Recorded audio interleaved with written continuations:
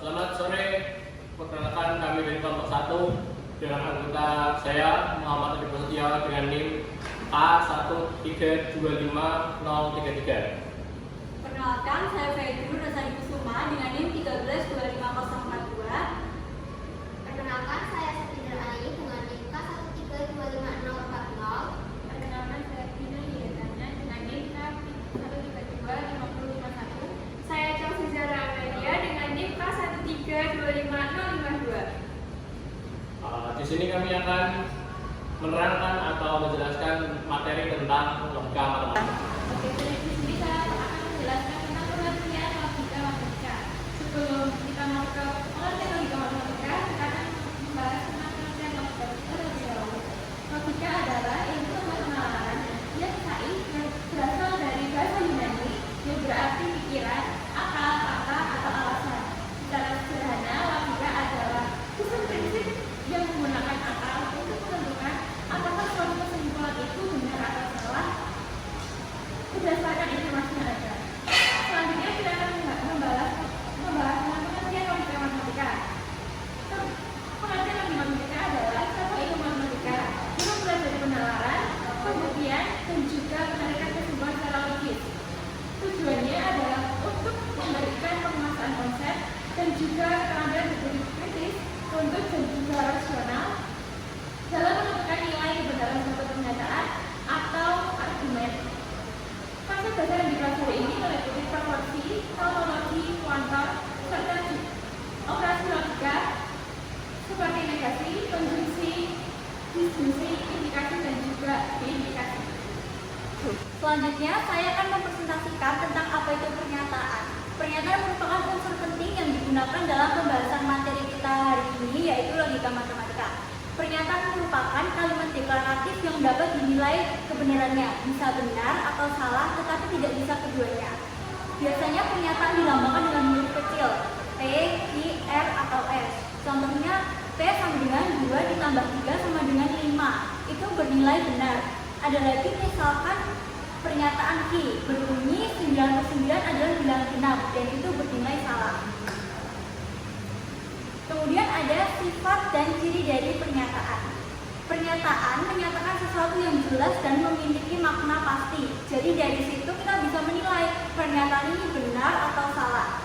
Dibuktikan melalui bukti logis maupun bukti empiris. Nah, biasanya kita mendengar beberapa kalimat di kehidupan sehari-hari, tapi tidak semua itu adalah pernyataan dalam logika matematika. Contohnya kalimat perintah, itu kita tidak bisa menilai kebenarannya. Misal kita menyatakan kalimat tutup pintunya, kita tidak bisa dinilai itu kalimat benar atau salah. Atau mungkin biasanya kita sehari-hari mendengar kalimat pertanyaan, apakah sudah makan, tapi itu bukan termasuk dalam pernyataan logika matematika karena kita tidak bisa tahu itu nilainya benar atau salah. Kemudian nilai kebenaran. Setiap pernyataan itu memiliki nilai kebenaran yang disebut nilai logika. Di situ kita bisa tahu ini pernyataan benar atau salah. Benar jika sesuai dengan fakta yang ada, dan salah apabila bunyinya menyimpang dari fakta yang ada. Contohnya, Universitas 11 Maret memiliki program studi pendidikan matematika. Itu bernilai benar. Atau pernyataan 99 adalah bilangan genap dan itu bernilai salah.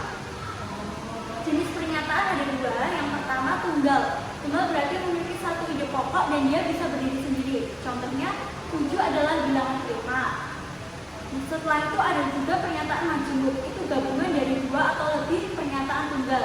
Biasanya dihubungkan dengan lambang dan atau jika maka, jika dan hanya jika. Contohnya kalimat pernyataan majemuk ada 7 adalah bilangan prima dan 7 adalah bilangan ganjil. Atau jika hari ini hujan maka jalanan menjadi basah. Jadi kalimat tersebut itu berisi 2 atau lebih dari kalimat tunggal. Fungsi dari pernyataan matematika dalam logika matematika. Jadi itu adalah dasar dari berpikir logis dalam matematika. Di situ juga bisa untuk penarikan kesimpulan atau inference. Jadi di sini saya akan menjelaskan tentang kalimat terbuka. Kalimat terbuka dalam logika matematika adalah pernyataan yang melibatkan satu atau lebih variabel bebas dan kebenarannya bergantung pada nilai yang diberikan kepada variabel tersebut. bilang kalimat yang belum diketahui benar atau salahnya. Contohnya adalah P adalah bilangan prima. Jika variabel P diganti dengan 3, maka akan menjadi pernyataan yang benar, seperti 3 adalah bilangan prima. Baik teman-teman, di sini kita akan pelajari operasi logika. Operasi logika ini ada 5 macam dan kita akan pelajarinya satu persatu nanti. Yang pertama ada negasi atau ingkaran. Negasi atau ingkaran ini adalah intinya dia kebalikan dari sebuah pernyataan. Dilambangkan dengan seperti ini, dibaca tidak benar atau bukan. Nah, contohnya adalah jika diberikan suatu pernyataan P dan P itu bernilai benar, maka negasinya berarti salah. Untuk tabel kebenarannya sendiri bisa kita lihat di sini. Jika P bernilai benar, maka negasi P bernilai salah. Jika P salah, maka negasinya bernilai benar. Dan untuk contohnya sebenarnya ada banyak, tapi saya kali ini akan mengambil suatu pernyataan P di mana P itu adalah semua bilangan prima adalah ganjil. Maka negasinya atau kebalikannya adalah tidak benar bahwa semua bilangan prima adalah ganjil. Atau bisa kita tulis juga ada bilangan prima yang tidak ganjil, seperti itu. Lalu lanjut yang kedua. Nah, operasi yang kedua teman-teman itu dinamakan dengan konjungsi. Konjungsi atau secara umumnya kita menyatakannya artinya adalah gabungan. Konjungsi sendiri adalah gabungan dari dua pernyataan yang dihubungkan dengan kata dan lambangnya seperti ini, yaitu V terbalik. Lalu untuk nilai kebenaran dari konjungsi ini, dia bernilai benar jika dua pernyataan yang ada itu benar. Untuk lebih lengkapnya seperti ini, jika diberikan dua pernyataan yaitu P dan Q, dengan P benar dan Q benar, maka nilai konjungsi ini benar. Jika P benar dan Q salah, maka nilai konjungsinya salah. Demikian pula dengan jika P salah dan Q benar, maka nilai konjungsinya pun salah juga. Dan demikian juga jika P salah dan Q salah, maka nilai konjungsi itu juga bersifat salah. Untuk contohnya sendiri saya mengambil dengan pernyataan pertama adalah P adalah bilangan prima, ini bernilai benar, dan Q dan pernyataan Q adalah 3 adalah bilangan ganjil, ini juga benar. Sehingga P konjungsi Q menghasilkan 3 adalah bilangan prima dan ganjil yang bernilai benar. Gitu. Baik, kita masuk ke jenis yang ketiga yaitu disjungsi. Disjungsi ini juga merupakan sebuah penghubung dalam logika matematika yang menghubungkan dengan kata atau, dan biasanya disimbolkan dengan simbol P seperti ini. Nah, untuk menilai kebenarannya sendiri, disjungsi itu bernilai salah jika kedua pernyataannya salah. Begitu juga sebaliknya, dia bernilai benar jika salah satu atau kedua pernyataannya bernilai benar. Untuk tabel kebenarannya sendiri seperti ini. Jika ada pernyataan seperti biasa yaitu P dan Q, P bernilai benar, Q bernilai benar, maka disjungsinya bernilai benar. Jika P-nya bernilai salah, Q-nya bernilai salah, maka disjungsinya bernilai benar juga. Jika P-nya salah, Q-nya benar, maka P atau Q itu bernilai benar. Dan jika P-nya salah, Q-nya salah, maka P atau Q bernilai salah. Untuk contohnya sendiri, saya mengambil contoh di luar matematika ya. Ada dua pernyataan yaitu P adalah sapi adalah hewan omnivora, lalu Q sapi adalah hewan berkaki-4. Maka disjungsinya P atau Q, maka sapi adalah hewan berkaki-4 atau omnivora. Gitu. Untuk yang keempat, dalam operasi logika ada implikasi. Implikasi ini disebut juga pernyataan bersyarat atau pernyataan kondisional. Maksudnya gimana? Maksudnya adalah implikasi ini gabungan dari dua pernyataan dengan kata hubung jika maka. Nah, disimbolkan dengan simbol panah seperti ini. Untuk nilai kebenarannya sendiri, P benar-benar dan jika Q salah, maka P maka Q dinyatakan salah. Begitu pula sebaliknya, jika P salah dan Q benar, maka P maka Q dinyatakan benar. Untuk tabel kebenarannya sendiri seperti ini. Jika P benar, Q benar, P maka Q bernilai benar. Jika P benar, Q salah, P maka Q bernilai salah.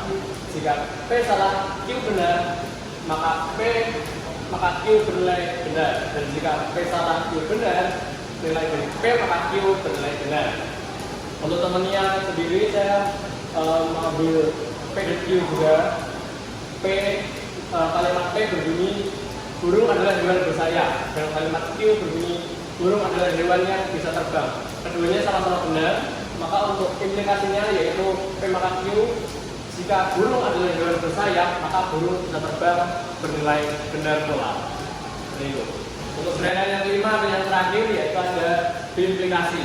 Biimplikasi ini hampir mirip dengan implikasi tadi. Hanya saja biimplikasi ini gabungan dari dua pernyataan dengan terhubung jika dan hanya jika. Dan dinamasikan dengan seperti ini, panah bolak-balik. Untuk nilai kebenarannya sendiri dilimpahkan benar jika kedua pernyataan punya nilai kebenaran yang sama. Begitu pula sebaliknya, jika kedua pernyataan bernilai salah, itu juga benar. Tapi jika dua pernyataan berbeda, misal seperti ini, P benar, Q benar, maka B implikasinya benar. P benar, Q salah. Jika dan hanya jika, maka salah. Jika P benar, jika dan hanya jika Q benar, maka pernyataan tersebut bernilai salah. Dan jika P benar, Q benar, B implikasinya bernilai benar. Untuk contohnya sendiri, seperti ini saya mengambil salah satu contoh dari sekian banyak.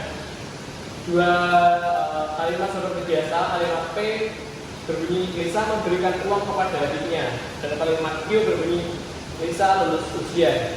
Maka untuk implikasinya yaitu Lisa akan memberikan uang kepada adiknya jika dan hanya jika Lisa lulus ujian. Dan kedua pernyataan ini bernilai benar, maka P implikasi Q bernilai benar pula. Seperti itu. Itu dia untuk 5 pernyataan logika yang